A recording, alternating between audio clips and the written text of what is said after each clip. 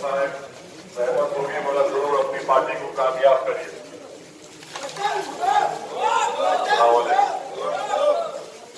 सलामकुम, मैं असदुद्दीन अवैसी आप तमाम अहलियान महल्ला से गुजारिश करने आया हूँ, हमारा प्रेसिडेंट मजलिस को लेकर कामयाब करिए। वतन का निशान है, आपकी पार्टी को मजबूत करिए।